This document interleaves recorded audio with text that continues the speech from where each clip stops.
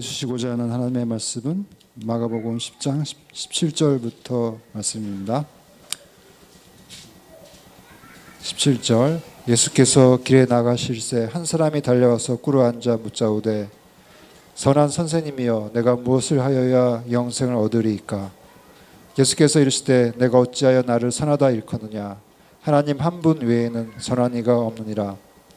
내가 계명을 안 하니 살인하지 말라, 간음하지 말라, 도둑질하지 말라, 거짓 증언하지 말라, 속여 빼앗지 말라, 내 부모를 공경하라 하였느니라. 그가 여짜오되 선생님이여 이것은 내가 어려서부터 다 지켰나이다. 예수께서 그를 보시고 사랑하사 이르시되 내게 아직도 한 가지 부족한 것이 있으니 가서 내게 있는 것을 다 팔아 가난한 자들에게 주라. 그리하면 하늘에서 보화가 내게 있으리라. 그리고 와서 나를 따르라 하시니 그 사람은 재물이 많은 고로 이 말씀으로 인하여 슬픈 기색을 띠고 근심하며 가니라. 아멘. 네, 오늘 본문에 등장하는 한 사람이 있습니다. 그 사람은 예수님께 곧장 한 가지를 묻습니다. 내가 무엇을 하여야 영생을 얻으리이까? 그의 질문을 들으면서 저희가 예수님이라면 어떤 대답을 이 사람들에게 해주고 싶으십니까? 영생을 얻기 위해서는 바로 이러이러한 것들을 해야 한단다라는 이 예수님의 답변을 여러분들도 아마 듣기를 원하실 것 같습니다. 그러한 것은 조금 더 이상한 것이 아닙니다. 그런데 예수님께서 오늘의 본문을 보니 그의 질문에 바로 답변을 해 주시기 전에 먼저 분명히 그에게 알려주는 것이 하나가 있었는데 그것은 그 사람이 예수님을 불렀던 호칭에 관한 것이었습니다. 질문에 바로 앞서서 그가 예수님을 불렀던 호칭이 바로 선한 선생님이여 였습니다. 이는 원어에 따라서도 좋으신 가르쳐 주시는 분이시여 라는 의미가 됩니다. 이는 존경의 호칭이기도 한데 예수님께서는 이 선하신 선생님이여 라고 부르는 것에 대해서 지금 잠깐 제지를 하고 있는 모습이 예수님의 첫 번째 답변에서 벌어지고 있습니다. 그렇다면 지금 존경을 담아서 선하신 선생님이여 라고 부르는 이 예수님은 어떠한 분이신지 우리 설교 말씀을 통해서 알아보았지만 다시 한번 히브리서를 통해서 보기를 원합니다. 히브리서 1장 2절에 예수님에 대해서 어떤 분이신가를 알려줍니다. 아들을 통하여 우리에게 말씀하셨으니 이 아들을 만유의 상속자로 세우시고 또 그로 말미암아 모든 세계를 지으셨느니라. 이는 하나님의 영광의 광채시요 그 본체의 형상이시라. 그의 능력의 말씀으로 만물을 붙드시며 죄를 정결하게 하는 일을 하시고 높은 곳에 계신 지극히 크신 이의 우편에 앉으셨느니라. 그가 천사보다 훨씬 뛰어남은 그들보다 더욱 아름다운 이름을 기업으로 얻으심이니 하나님께서 어느 때 천사 중 누구에게 너는 내 아들이라 오늘 내가 너를 낳았다 하셨으며 또 다시 나는 그에게 아버지가 되고 그는 내게 아들이 되리라 하셨느냐. 13장 히브리서 8절에 보면 예수 그리스도는 어제나 오늘이나 영원토록 동일하시니라. 7장 25절엔 자기를 힘입어 하나님께 나아가는 자들을 온전히 구원하실 수 있으니 이는 그가 항상 살아 계셔서 그들을 위하여 간구하심이라. 예수님께서는 존경받을 만한 선하신 가르치시는 분이시여 정도가 아닌 것을 이 말씀을 통해서 우리는 분명히 듣게 됩니다. 만유의 상속자이시고 만물을 지으신 분이로 영원부터 영원까지 계시는 분이시며 항상 계시는 분이시고 하나님의 영광의 광채시며 본체의 형상이시고 죄도 정결하게 하시고 감히 하나님 우편에 앉으시고도 그게 마땅하고 당연하신 분이십니다. 천사들을 부리시는 분이시고 심판자로 다시 오셔서 의인을 부르시고 악인을 심판하실 분이 바로 우리 구주 예수 그리스도이시며 그분을 바로 이 어느 한 사람이 예수님에 대해서 호칭하고 있는 것입니다. 성자 하나님이신 예수님에 대해서 이렇게 부르는 호칭이 왜 예수님께서는 잠깐이라고 말씀을 하고 계시는 것입니까? 내가 어찌하여 나를 선하다 일컫느냐? 하나님 한 분 외에는 선한 이가 없느니라.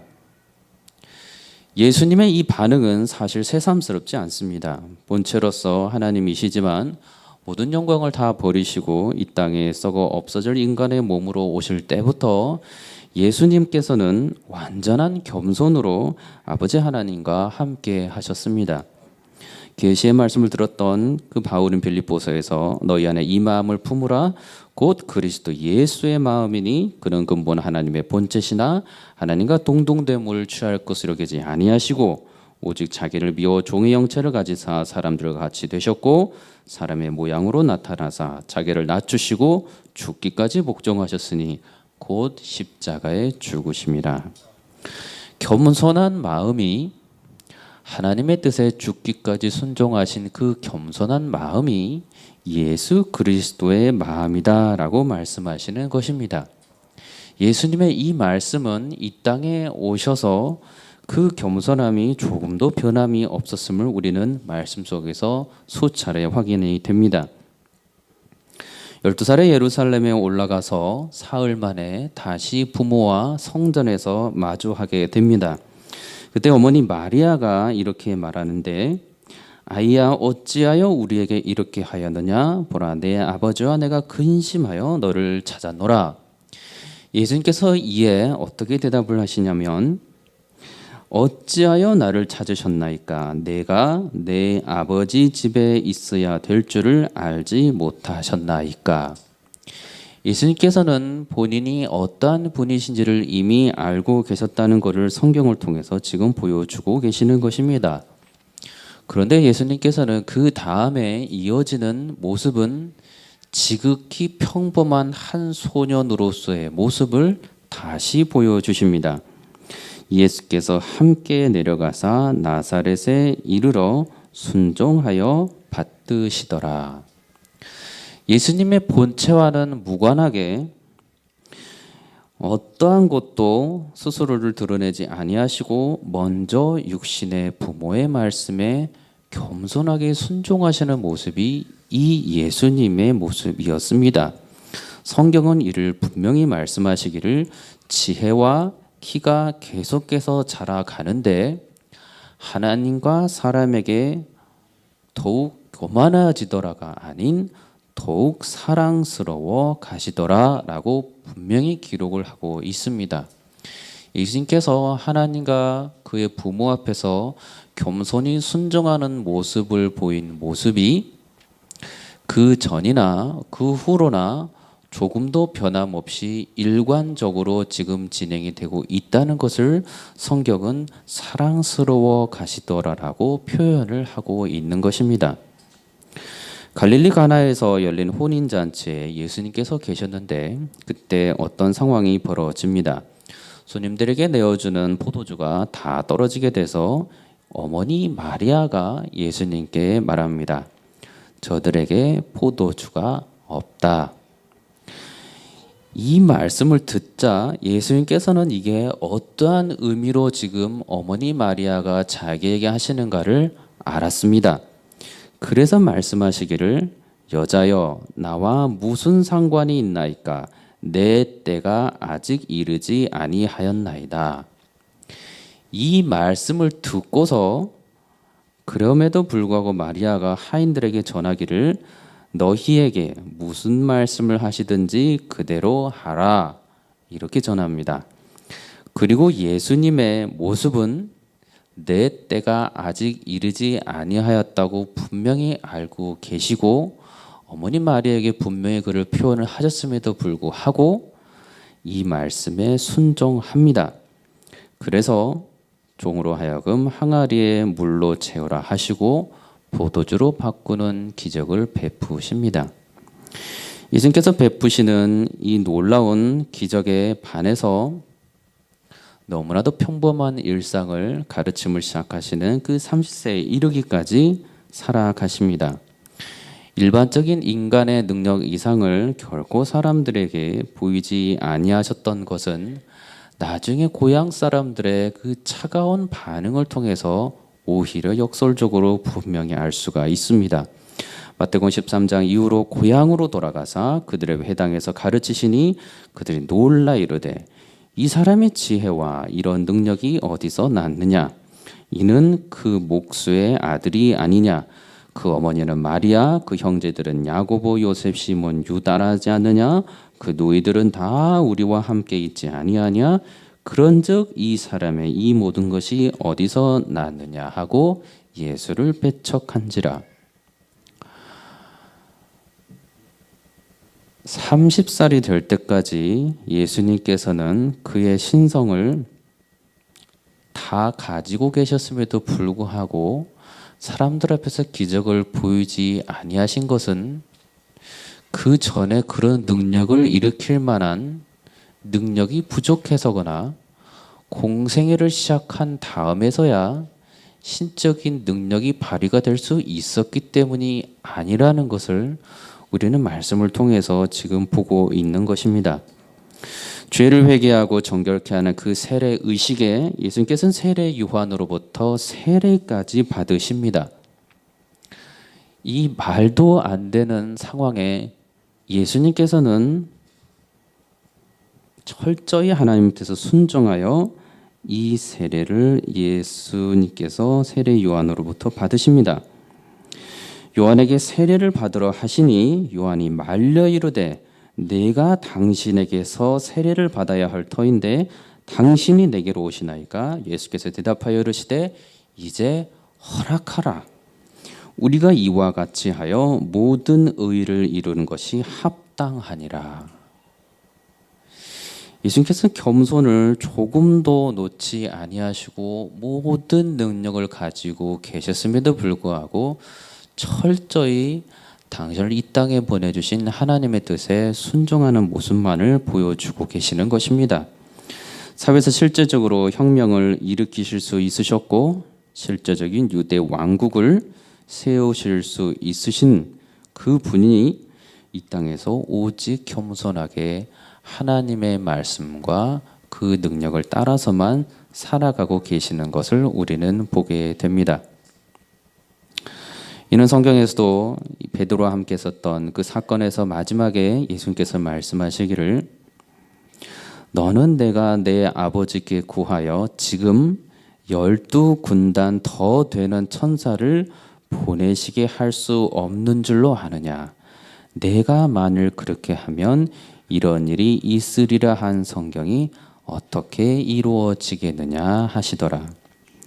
이 예수님의 순종은 겟세마네 그 동산에서 그 기도에서처럼 십자가에 못 박혀 모든 죄의 저주를 짊어지시고 돌아가시기까지 끝까지 순종하셔서 그의 사람들을 향한 구원 사역을 다 완성하시게 되었습니다. 처음부터 마지막까지 이 땅에서 계시던 모든 시간 속에서 예수님께서는 하나님의 뜻에 철저히 순종하셨고 하나님의 뜻을 이루시는 그 겸손함으로 살아가셨던 것입니다. 지금 그 상태의 인간의 몸으로 지금 이 땅에 계십니다. 그러니 성자 하나님이시지만 지금 이 사람의 선한 선생님이여 라는 호칭에서조차도 하나님께서는 예수 그리스도를 통하여서 어떠한 깨달음이 우리에게 전해지는지 내가 어찌하여 나를 깨닫다 선하다 일컫느냐 하나님 한 분 외에는 선한 이가 없느니라. 예수님께서 겸손하신 이 겸손함으로 여러분을 또 말씀을 바라보시며 그렇게 살아가고 계십니까? 말씀을 통하여 많은 지식과 정보들을 우리가 알면 알수록 더욱 하나님의 뜻에 순종해야겠다는 마음이 더 굳어지십니까? 아니면 내가 말씀을 아는 만큼 더 가르쳐 주고 싶은 나의 욕구와 내가 이전에는 몰랐지만 조금 더 알게 되는 것을 사람들에게 알려주어서 내가 취하지 못했던 교회 안에서의 영광을 조금이라도 더 취하고자 하는 마음이 들지는 않습니까? 교회 안에서 이전에는 봉사하지 못해서 어쩔 줄 몰라 하다가 교회 안에서 직분을 갖게 되고 봉사하는 곳곳마다 들어가서 봉사하지 않고 직분에 충성하지 않는 사람들을 바라보며 저 사람은 나만큼 하나님의 뜻에 순종하지 않는다고, 겸손하지 않는 생활을 한다고 혹시 그렇게 매도하고 있지는 않습니까? 본문에 등장하는 한 사람은 누가복음의 그 같은 이야기를 다루고 있는 본문에서 어떤 관원이라고 기록을 합니다. 이 관원은 원어에 따르면 다스리는 자로서 이스라엘 사회에서 특별한 위치에 있었던 것이 분명합니다. 그리고 그 관원은 영원한 생명에 대해서 큰 관심을 가지고 있었습니다.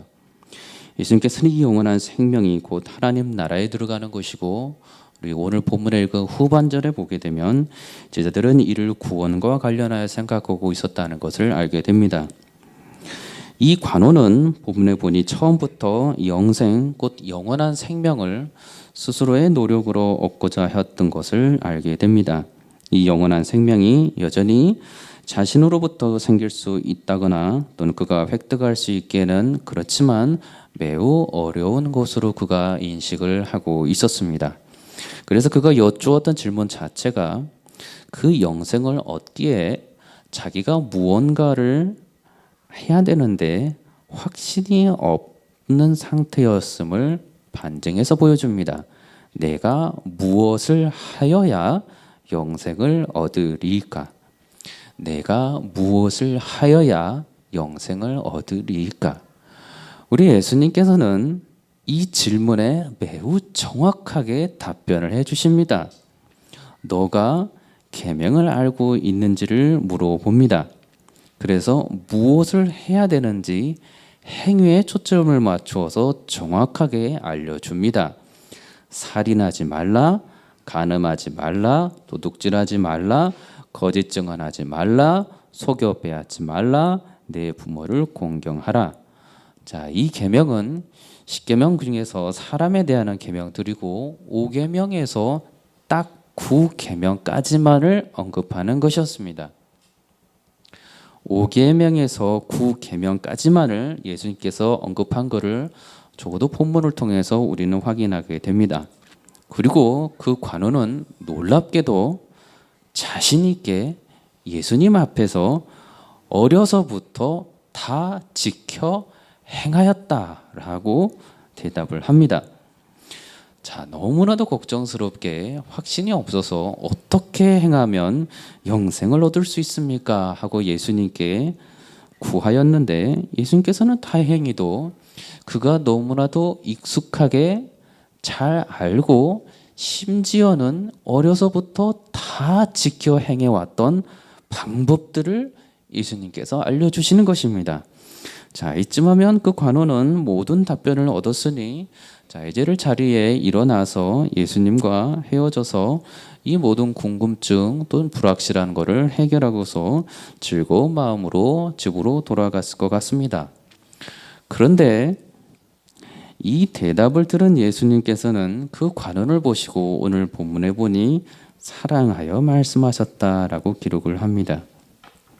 영생을 스스로 얻을 수 있는 방법을 자기가 잘 알고 있는 것으로 알려주셔서 참 다행이다라고 생각하고 있을 그 관원을 바라보시며 지금 사랑스러워하고 대답을 하고 계시는 분이 바로 예수님의 모습입니다. 여러분 혹시 이러한 관원의 모습으로 신앙생활을 하고 계시지는 않습니까?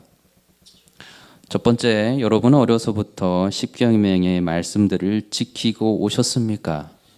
자, 모태신앙이 아니시라면 여러분은 적어도 여기에서부터 이 관원의 의로운 의보다 여러분은 못하신 분입니다.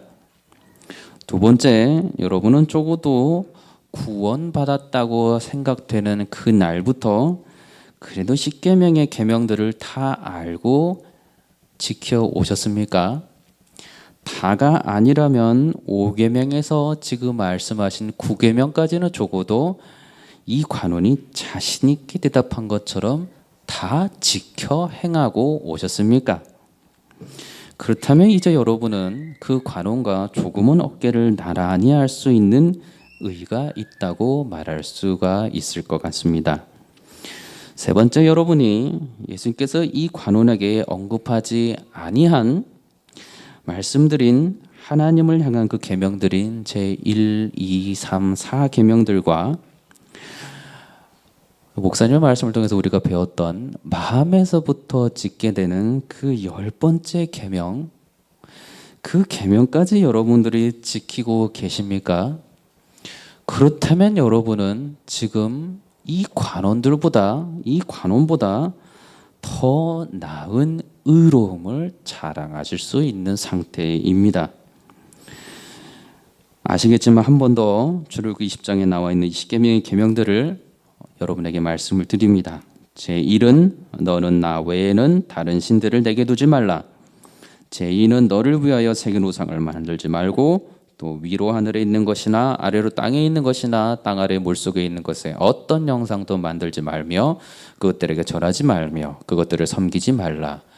제3은 너는 내 하나님 여호와의 이름을 망령되이 부르지 말라. 제4는 안식일을 기억하여 거룩하게 지키라. 제10은 내 이웃의 집을 탐내지 말라. 여러분이 이 계명들을 지금까지 잘 지키고 나가고 있다면 여러분, 예수님께서 여러분들을 부르시어 내가 너에게 알려진 이 계명들을 잘 지키고 있니라고 물어보실 때 여러분들은 네, 잘 지키고 있습니다. 영생의 길에 더 가까이 나아가고 있습니다. 영원한 생명으로 가는 길에 예전보다는 그래도 조금 더 나은 의로운 자세로 살아가고 있습니다 라고 자랑하실 수 있을 것 같습니다. 자, 그렇다면 예수님께서는 그러한 의로운 삶을 살아가고 있는 여러분들에게 그래도 이전보다는 조금 더 떳떳한 마음으로 예수님께 그 이후로는 구원받은 이후로는 주의 계명을 그래도 잘 지키고 있습니다 라고 말하고 싶고 자랑하고 싶고 조금은 영광을 취하고 싶어하는 여러분에게 예수님께서 이렇게 한 가지를 더 말씀하실 것입니다. 그것이 관원에게 하신 말씀입니다. 그를 보시고 사랑하사 이르시되 내게 아직도 한 가지 부족한 것이 있으니 가서 내게 있는 것을 다 팔아 가난한 자들에게 주라. 그리하면 하늘에서 보자 보화가 내게 있으리라. 그리고 와서 나를 따르라 하시니. 여러분이 가진 것이 얼마 되지 않기 때문에 나는 내 것을 다 팔아도 얼마 되지도 않아서 가난한 자들에게 다 줄 수 있습니다 라고 말씀하시겠습니까? 그렇다면 하나님께서 여러분에게 가진 것을 많이 주신다면 여러분들은 어떻게 반응하시겠습니까? 아이들이 용돈을 받곤 합니다. 자, 그 용돈을 받아서 충분히 돈을 벌 수 없는 그 아이들이 용돈 얼마를 받아서는 그 가진 것을 얼마 되지 않기에 그 용돈을 가난한 자들에게 다 나누어 주고 예수님을 따라 나설 수가 있습니까? 여러분들, 여러분의 자녀가 그렇게 할 수 있다고 믿으십니까?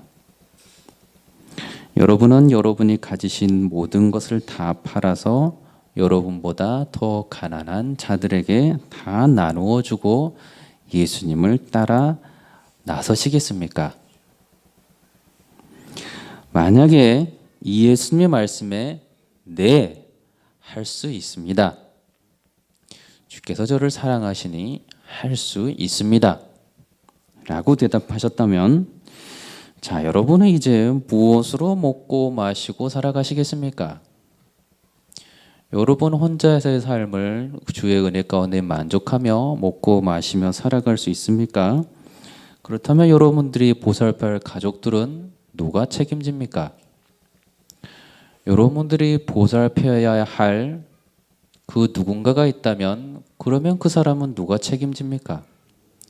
교회가 책임져야 됩니까? 국가의 사회복지 제도가 책임져야 합니까? 아니면 운에 맡겨야 됩니까? 어떻게 해야 됩니까? 여러분과 여러분의 사람들은 이제 어떻게 살아가야 됩니까? 자, 이것으로 끝나지 않습니다. 여러분이 모든 것을 다 팔아서 아무것도 가지지 않은 채로 예수님께로부터 오는 것을 가지고 예수님의 제자로서 예수님의 그 그리스도인으로서 십계명의 제 1계명에서부터 제 10계명까지를 하나님 앞에서 이 관원들보다 더 의로운 자로서 계속해서 죄 없이 지켜나가야 할 의무는 여전히 존재합니다. 다 팔아서 나누어진 이후에 계명을 지켜야 할 의무가 사라진 것이 아니고 여전히 그 계명을 지켜야 할 의무는 여전히 여러분들에게 남아 있습니다. 심지어 성경은 이렇게 말씀합니다. 요한복음 14장에 너희가 나를 사랑하면 나의 계명을 지키리라. 15장에는 내가 아버지의 계명을 지켜 그의 사랑 안에 거하는 것 같이 너희도 내 계명을 지키면 내 사랑 안에 거하리라. 요한 1서에서는 그의 계명을 지키는 자는 주 안에 거하고 주는 그의 안에 거하시나니 우리에게 주신 성령으로 말미암아 그가 우리 안에 거하시는 줄을 우리가 아느니라. 자, 계명을 계속해서 지켜나가야 하는 것은 성도의 본분으로 지금 계속해서 진행되고 있습니다. 예수님께서 제자들에게 정리해 주신 세 계명이 있는데 이는 실은 제자들이 알고 있었던 계명이었습니다. 마태복음 22장에 예수께서 이르실 때 내 마음을 다하고 목숨을 다하고 뜻을 다하여 주 너의 하나님을 사랑하라 하셨으니 이것이 크고 첫째 되는 계명이요 둘째도 그와 같으니 내 이웃을 내 자신같이 사랑하라 하셨으니 이 두 계명이 온 율법과 선지자의 강령이니라. 요한복음 13장 34절에서는 새 계명을 너희에게 주노니 서로 사랑하라. 내가 너희를 사랑한 것 같이 너희도 서로 사랑하라. 여러분은 예수님께서 하나님의 말씀을 따라 죽기까지 순종하시며 그의 뜻을 따라 행하시며 살아가셨던 것처럼 여러분도 예수님께서 그의 사람들에게 말씀해 주던 이 말씀, 이 새로운 계명들을 따라서 여러분들 살아가시겠습니까? 여러분 그렇게 살아가실 수 있습니까? 네, 불가능합니다. 예수님께서 그 관원들에게 모든 계명들을 말씀하지 않으시고 놀랍게도 지킬 수 있는 계명들만을 먼저 그에게 말씀해 주셨습니다. 그리고 그가 지킬 수 없는 가르침을 하나 던져주니 그가 예수를 떠납니다. 다 계명을 지켰다고 말한 지가 바로 전인데 단 한 가지 부족한 것, 그것을 그에게 말하니 그가 예수를 떠납니다. 성경은 이를 그 사람은 재물이 많은 고로 이 말씀으로 인하여 슬픈 기색을 띠고 근심하여 가니라 라고 말해줍니다. 물질에 대해서 여러분 초월하신 분이 계십니까?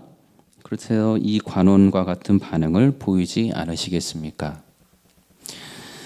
예수님께서는 여러분 각자에게 여러분 상황에 맞는 또 다른 근원적인 질문들을 던지실 것입니다. 딱 하나, 그 하나만 던져도 여러분이 정말로 예수님을 위해서 다 내려놓고 예수님만을 좇을 수 있는지가 확연하게 드러날 것입니다. 아무개 내가 이 사람들보다 나를 더 사랑하느냐? 내가 나를 사랑하느냐? 내가 나를 사랑하느냐? 내가 정말로 나를 사랑하고 내 계명을 지키고 인내하고 믿음을 잃지 않고 거룩하며 죄를 미워하며 살아가겠느냐? 내가 아버지나 아버지보다 어머니보다 나를 더 사랑하느냐? 아들이나 딸을 나를 더 사랑하느냐? 자기 십자가를 지고 나를 따르겠느냐? 자기 목숨을 얻는 자는 잃을 것이고 나를 위하여 자기 목숨을 잃는 자는 얻을 것인데 너는 어떻게 하겠느냐? 여러분, 물질에 대해서 초월하신다고 여러분이 가지고 있는 다른 그 무엇, 그 뭐 단 한 가지도 여러분들이 하나님 앞에서 처음부터 끝까지 100% 온전한 자, 다 내려놓을 수 있는 자, 나는 결함이 없는 자로 하나님 앞에 서 있을 수 있습니까? 평생 동안 살아가는 동안 여러분들이 계명들을 지키고 온갖 인내로 하나님의 말씀을 다 지켜가더라도 예수님께서는 여러분들에게 여러분들이 지키지 못하는 단 한 가지를 언제나 여러분들에게 명하실 것입니다. 여러분들은 어떻게 반응하시겠습니까? 평생 동안 모든 계명을 다 지키며 성령의 열매를 맺는 삶 살아가는 것, 그거는 불가능합니다. 죄를 멀리하는 정도에서 벗어나 죄를 미워하고 피 흘리기까지 싸우고 모든 행실에 하나님께서 거룩하신 것 같이 거룩하라는 그 말씀에 그렇게 살아가는 것, 불가능합니다. 자, 그렇다면 여러분들은 어떻게 살아가시겠습니까? 불가능하고 예수님께서 내가 99가지를 다 지켜도 내가 지키지 못한 그 한 가지를 가지고 예수님께서는 또 나로 하여금 온전한 헌신과 온전한 충성과 온전한 사랑을 요구하심이 100% 분명하실 터이니 여러분들 그 사랑에 어떻게 반응하시겠습니까? 불가능하고 어차피 하나님께서 만족하시는 거룩함으로 살아갈 수 없으니 그 거룩을 포기하고 살아가시겠습니까? 십자가에 매달려 피 흘려 돌아가시고 그 여러분의 죄를 다 짊어지시고 대속하신 예수님을 바라보면서도 어차피 나는 안 되는데 내가 얼마나 거룩하게 살 수 있겠어? 내가 얼마나 성령의 열매를 맺으며 살 수 있겠어? 나는 그저 나일 뿐인데 나는 어차피 죄인인데 또 죄를 짓고 또 죄 지을 뿐인데 힘든데 그래서 벗어나고 싶은데 예수님의 사랑 그렇게 나한테 많이 주실 필요 없는데 99가지만 예수님이 만족하시면 되는데 꼭 마지막 한 가지까지 예수님이 다 가져가셔야 되나? 내 전부를 예수님이 꼭 다 사랑하셔야 되나? 내 모든 것을 머리끝에서 발끝까지 내 깊은 내면의 그 모든 것까지 예수님께서 전부 내가 헌신하기를 바라시나? 성경은 말씀합니다. 로마서 5장 20절에 율법이 들어온 것은 범죄를 더하게 하려 함이라 그러나 죄가 더한 것에 은혜가 더욱 넘쳤나니 이는 죄가 사망 안에서 왕노릇한 것 같이 은혜도 또한 의로 말미암아 왕노릇하여 우리 주 예수 그리스도로 말미암아 영생에 이르게 하려 함이라.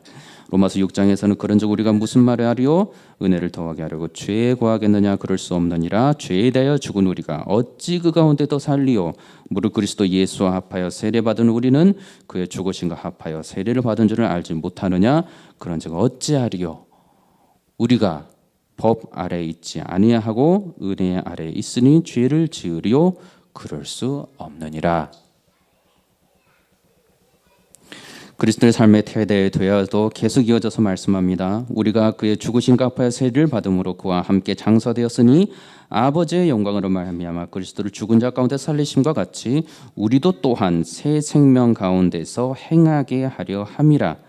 우리가 알거니와 우리의 옛사람 예수와 함께 십자가에 못 박힌 것은 죄의 몸이 죽어 다시는 우리가 죄에게 종노릇하지 아니하려 함이니 이는 죽은 자가 죄에서 벗어나 의롭다 하심을 얻었음이라. 그가 죽으심은 죄에 대하여 단번에 죽으시며 그가 살아계심은 하나님께 대하여 살아계심이니 이와 같이 너희도 너희 자신을 죄에 대하여는 죽은 자요 그리스도 예수 안에서 하나님께 대하여는 살아있는 자로 여길지어다. 너희 육신이 연약함으로 내가 사람의 예대로 말하거니 전에 너희가 너희 지체를 부정과 불법에 내주어 불법에 이른 것 같이 이제는 너희 지체를 의에게 종으로 내주어 거룩함에 이르라. 매일매일 그리스도 안에서 그리스도를 향하여 거룩하게 살아가는 자가 그리스도인입니다. 죄에 대해서 날마다 매 순간 승리하지 못하더라도 내게 승리를 주시고 나를 그 죄로부터 여전히 자유케 하신 예수 그리스도를 바라보며 오늘도 끝까지 나아가는 자가 그리스도인입니다. 죄를 넉넉히 싸워서 이길 수도 있지만 그때까지 죄와 피 흘리기까지 싸울 수도 있기에 죄와 피 흘리기까지 싸워서라도 거룩함에 이르게 살아가는 자, 그가 그리스도인입니다. 99가지를 그리스도 앞에서 모든 것을 바치고 한 가지를 도저히 바치지 못하더라도 그럼에도 불구하고 그러한 내 자신의 교만함과 그러한 내 자신의 무지함과 그러한 내 자신의 어리석음을 주 앞에 통곡하며 마지막 하나까지도 주님 앞에 다 내어놓게 해달라고 기도하며 성령의 은혜와 성령의 충만함을 구하는 자가 바로 그리스도인입니다.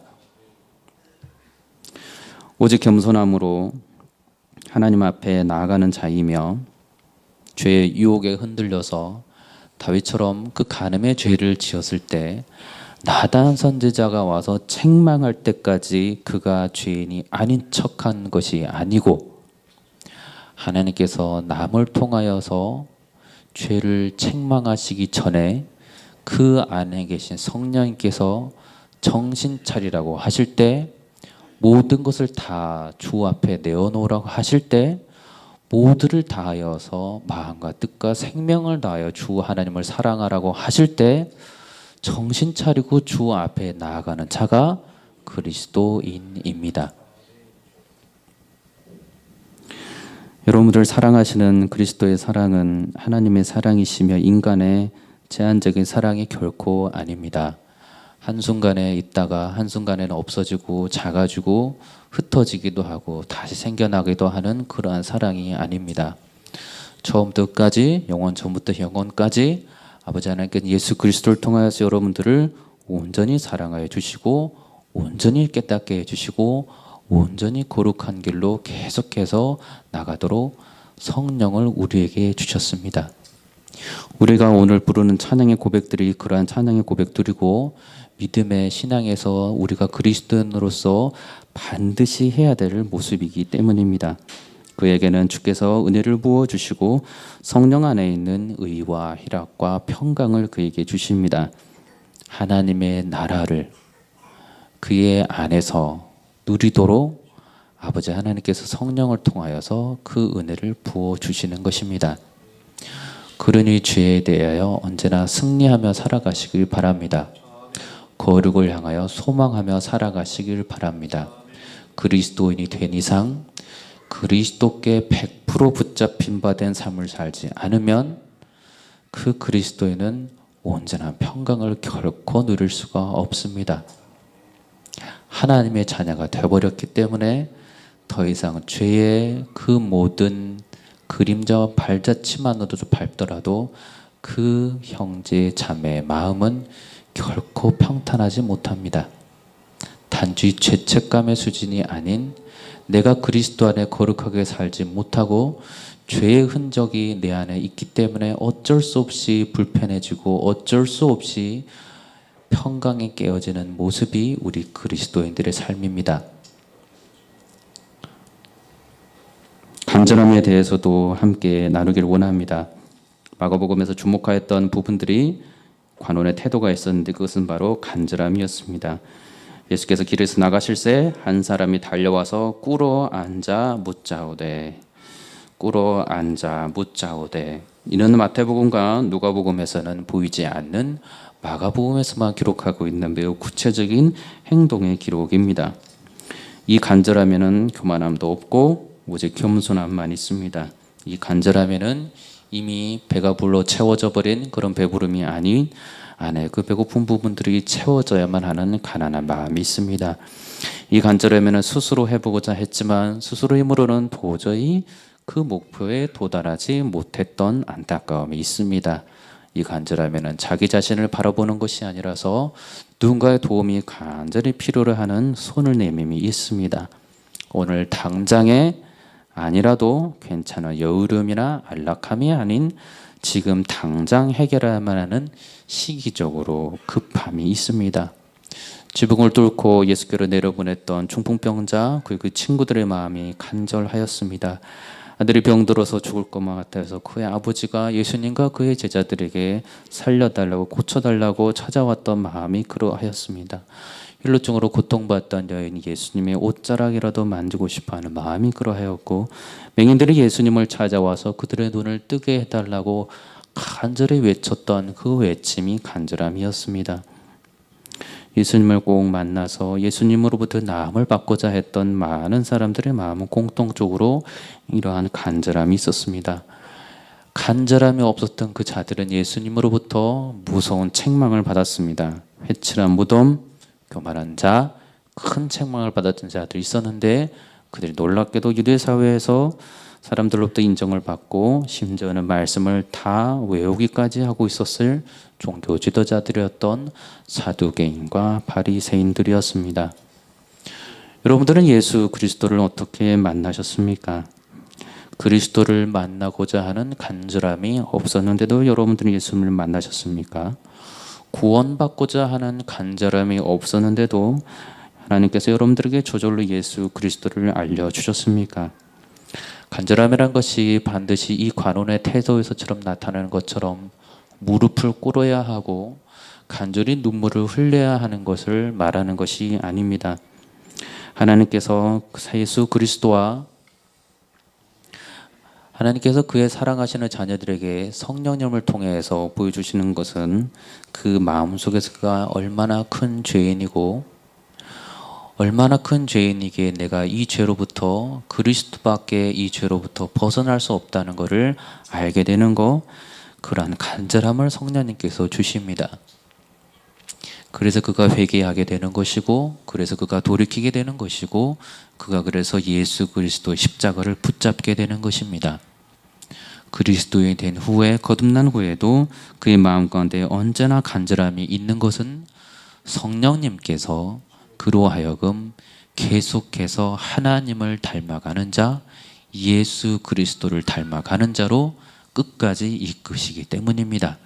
그렇기 때문에 그리스도인들은 언제나 간절함이 있고, 언제나 시기적으로 급함이 있고, 언제나 겸손함이 있고, 언제나 주의 말씀에 충성함이 있습니다. 오늘도 주께서 내게 주신 은혜가 너무나 크고 놀랍기에 그저 그 은혜 가운데 안락하고 주저앉는 것이 아니라 계속해서 내 안에 성령님께서 간절함을 주시고 믿음의 길로 살아가도록 계속해서 우리를 인도해 주시고, 죄에 대해서 져서 쓰러지지 않고 더욱더 그리스도를 바라보며 승리하도록 하시는 예수 그리스도의 은혜가 그분을 사모하며 따라가는 모든 죄의 백성들에게 언제나 넘치기를 주의 이름으로 축원합니다. 기도하겠습니다. 거룩하신 아버지 하나님, 감사합니다. 우리의 삶 가운데 예수 그리스도로 인하여 이 삶의 의미를 찾고 하루하루를 거룩하고 또 죄를 미워하며 싸우며 살아갈 수 있는 마음을 주시는 너무나도 감사를 드립니다. 우리가 조금도 우리의 의를 자랑하지 아니하도록 율법을 통하여서 죄를 깨우쳐 주시는 주님의 은혜도 감사합니다. 모든 그 죄악에도 불구하고 우리를 무한히 사랑하시며 영원부터 영원까지 사랑하시는 그 사랑을 십자가의 그 은혜 가운데 알게 해주시는 은혜도 감사합니다. 오늘도 조금도 두려움 없이 오직 충성된 마음으로 주님께만 나아가는 저희를 모두 될 수 있도록 주님 축복하여 주시옵소서. 감사드리며 생명의 주인 되신 예수님의 이름으로 기도드리옵나이다. 아멘.